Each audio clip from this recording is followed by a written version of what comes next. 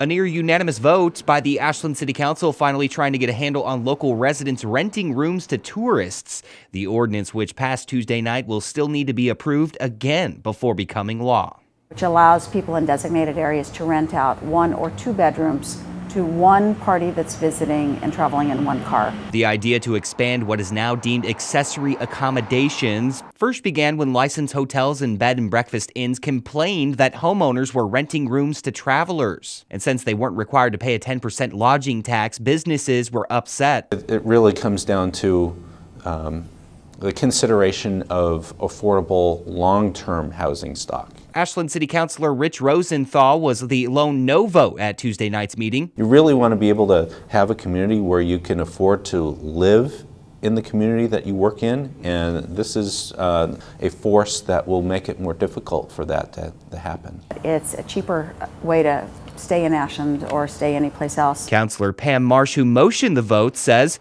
the lucrative practice of renting out a room for a few nights in trade for some fast cash is a positive, but warns that potential renters will have some hoops to jump through first. We are going to be requiring a conditional use permit, which is going to cost $1,000, and we're going to be requiring that they pay taxes. So there's going to be an overhead on that. Residents we spoke with say regardless, the demand is there. When I'm a tourist in other places, I prefer VRBO. I prefer to rent somebody's house. Whatever a person does with their own home is their business.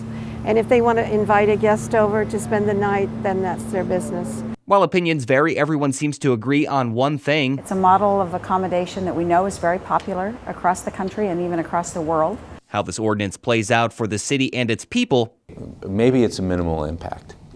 I don't know that. Is still a huge unknown. In Ashland, Travis Cook, NBC5 News.